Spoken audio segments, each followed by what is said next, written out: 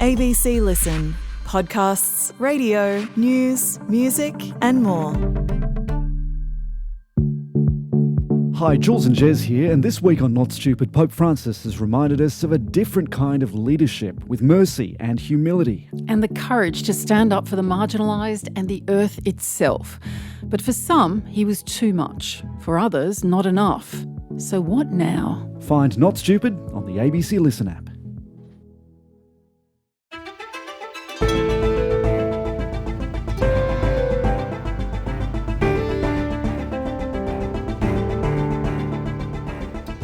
He was sent to a brutal prison in El Salvador, even though he's never been convicted of a crime.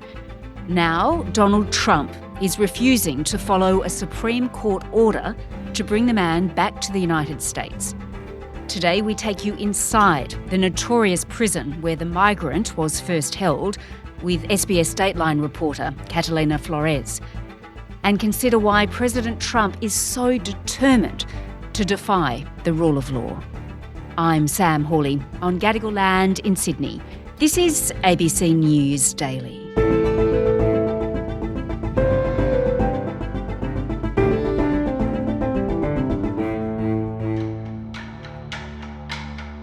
Kilmar Abrego Garcia was deported by the US government and sent to a quite notorious mega prison in El Salvador. The US government has since admitted in court documents that this was a mistake.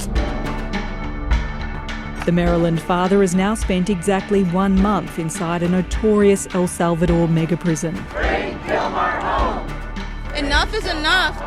My family can't be robbed from another day without seeing Kilmar. Despite a court order to facilitate his return, the administration says he is never coming back to the United States. This man would be thrown out of our country. This man is a very violent person. Catalina, there has been huge controversy in the US over one man who has really come to represent all that's wrong, I think, with Donald Trump's deportation policy. Until very recently, he was a resident of Maryland. So just tell me about him. Yes, Sam. Well, Kilmar Abrego Garcia is from El Salvador, but he crossed illegally into the US in 2012 when he was just 16 years old. And in his case, he says his family received death threats and were extorted by the local gang known as Barrio 18. And he eventually got married to a US citizen and they had a child together. Yeah, okay. So he was there in the US for quite some time. He was pretty settled. But in 2019, he was arrested, wasn't he? He was. The police alleged he was a member of the MS-13 gang, a Salvadoran gang. Now, police made that judgment based on his clothing, a confidential source, and his tattoos. But in October of that same year, an immigration judge barred him from being sent back to El Salvador because of a well-founded fear of future persecution from local gangs. And so that meant he had legal temporary status in the US, which also allowed him to get a work permit. Yeah, okay. So this judge has ruled he must not be sent back to El Salvador. But then on March the 12th this year, he was arrested again and deported. On March 12th, he was abducted and disappeared by the United States government in front of our 5-year-old child. Yes, 5 years later, he's again picked up, this time by immigration officers, and was arrested on suspicion of being a member, again, of MS-13. 3 days after that, he was deported to El Salvador, and he was taken to the notorious maximum security prison there, which is known as Secot. Okay, and Catalina, just to be very clear, Abrego Garcia is accused of being a member of an illegal gang, but that has never been proven, and he says he is not. That's right, and it should be noted that his lawyers say he's never been charged with or convicted of a crime in the US or El Salvador. Wow. All right. And of course, this is all unfolding at a time when the Trump administration has deported hundreds of migrants to El Salvador after he did a deal Donald Trump with the El Salvadorian president. The US has paid El Salvador $6 million to house deportees in its mega prison. I just asked the president, it's this massive complex that he built, jail complex.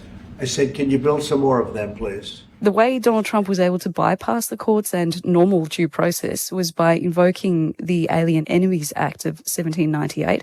That allows the president to detain or deport immigrants without a hearing. Hundreds of alleged Venezuelan gang members have been deported from the US to El Salvador. A US federal judge ordered a 14-day halt to the deportations on Saturday, but was told by lawyers the planes were already in the air and over international waters at the time. Now, they were deported despite a US federal judge declaring the deportations illegal.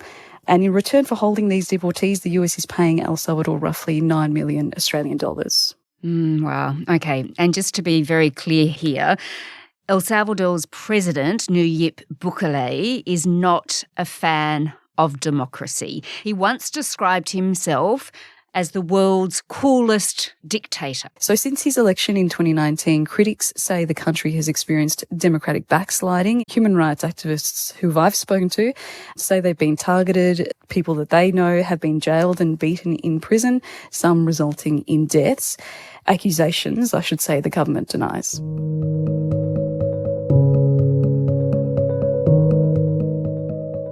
All right, with all that in mind then, there was an extraordinary meeting between Donald Trump and El Salvador's president in the Oval Office last week.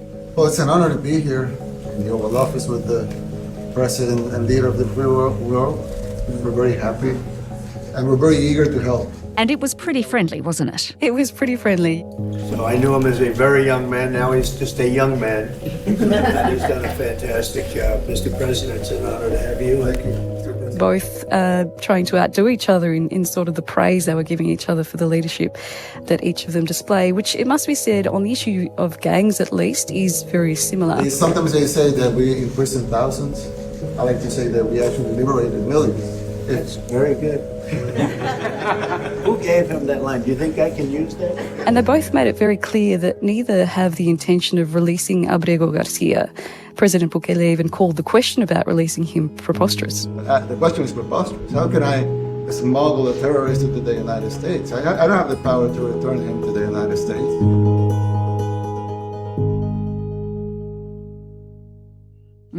All right. Well, Catalina, Abrego Garcia, he's been held in some of El Salvador's most notorious prisons, the same prisons that hundreds of others have been deported to under Trump's orders. Now, you've recently had this incredible access inside some of these prisons. So just tell me what they're like. Take me inside. Sam, so Secort, or the Terrorism Confinement Centre, that is really the centrepiece of Nayib Bukele's crackdown on the gangs. That's the one that I was given access to. We're approaching the Secort maximum security prison. It can house up to 40,000 inmates and was built really to show the world how serious he is about getting gang members off the streets. It's known for its harsh conditions. You'll have seen the vision of men in white clothes, shaved heads, in cramped cells which only have metal frames for beds. They're only allowed out for 30 minutes a day. The lights never go out, and rival gang members are deliberately placed in the same cells. It's pretty rough, you'd have to say, inside. Yeah, the vision of when they're taken in and their heads are shaved, it's all quite incredible. How did they react when you were actually near them in the jail? I guess nothing could really prepare you for this sort of visit, in the sense that these prisoners aren't allowed any visits of any kind. And that's part of the president's hardline policy. And so the only contact, if you will, with anyone other than the prison guards who all have masks on is with the media. And these are through carefully choreographed tours. And so they all sort of stand eyeballing you, and it's incredibly confronting, incredibly uncomfortable. There is an eerie feeling when you can just see these eyes peering out at you and just completely covered in tattoos. And I was told that their families don't know if they're alive. They're allowed no contact with their families. So it's kind of their only way, through our cameras, is showing their family that, hey, I'm alive, I'm here. And I can't believe the lights are on 24/7. Incredible. Yeah, they're allowed outside their cells for 30 minutes for some light exercise. They're not allowed outside the building. And the prison director, Abrego Garcia, was telling me that these are people who will never get out. They're there for life. Definitivamente no van a salir de acá. And this is all a mission from the president to stop gang crime, right? Yeah, that's right. And Nayib Bukele makes no apologies for this iron fist approach to the gangs. Before he was elected, the capital of El Salvador was known as the murder capital of the world. He began his crackdown in 2022 after 87 people were murdered in a single weekend. More than 80,000 people have been jailed, which makes El Salvador now the world's highest incarceration rate. And it should also be said that President Bukele is very popular within El Salvador for his policies. He was re-elected last year with 84% of the vote.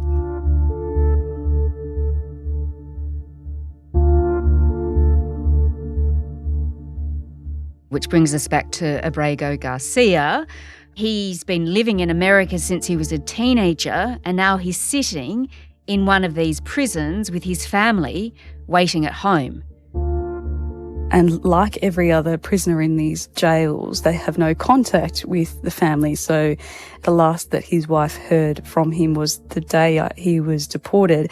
I do believe Abrego Garcia has now been moved to another prison, which makes a little more sense to me, given that he was recently released from jail to meet with a Democrat senator. His conversation with me was the first communication he'd had with anybody outside a prison. He said that thinking of you, members of his family, is what gave him the strength to persevere. We need to make sure that the court system works and due process works, because if you take it away for any individual, it's a very short road to taking it away for every American. And I guess his story is not unlike many thousands of local people who claim to be innocent, but who were swept up in Bukele's mass arrests. I spoke to several people whose family members, like Abrego Garcia, were arrested just on suspicion of gang affiliation. Many who've still not been convicted. Bukele himself has admitted that 8,000 people have been wrongly imprisoned under his crackdown, and they've been released. Let's have a look then at what's being done to address this injustice against Abrego Garcia. The US Supreme Court, it has ruled that he must be returned back home, that must be facilitated. Tell me about that. That's right. Initially, Donald Trump said that he would abide by the Supreme Court. The government has since refused and, in fact, doubled down, even though initially the government admitted he was deported because of an administrative error. We have judges that are out of control that say, oh, bring them back, bring them back. We don't want them back. We don't want them back. Can you imagine? You spend all of that time, energy, and money. So they misidentified him, but it sounds to me like he was a member of MS-13, so they want him brought back. The courts have found the Trump administration violated the law and must try to fix it. But the government now is trying to make it a dispute about illegal immigration rather than the rule of law. It says now that he's in El Salvador, it doesn't have the authority to bring him back. And it says the court doesn't have the power to order the release of a person in a foreign prison. And as we've mentioned, the Salvadoran president says he won't send him back either. Yeah, all right. And the Supreme Court, basically, it's ruled that one party has violated the law here, and it is not Mr. Garcia. So what do you think, Catalina? What does this all mean, that Trump is cozying up to the president of El Salvador? You've just been there, you've been in the prisons, you've seen what's going on. In one sense, it's not surprising he's now turning to a foreign government to house immigrants he deems criminals. But there are many similarities between his policies and Bukele's. So I think it would be fair to assume that he might be looking to more of Bukele's hardline policies when it comes to his immigration plans, and also how Bukele is viewed within El Salvador by citizens, which is that he remains incredibly popular. So I guess if you're Donald Trump looking at Bukele, you will be thinking, well, there's no downside to this. But as we know, obviously, many human rights are being violated in the process, and you know, critics are calling these deportations illegal abductions. Catalina Florez is a reporter with SBS Dateline. You can see her Dateline report, El Salvador, Gangland to Safe Haven, on SBS On Demand. This episode was produced by Sydney Peed and Sam Dunn. Audio production by Adair Shepherd. Our supervising producer is David Cody. I'm Sam Hawley. Thanks for listening.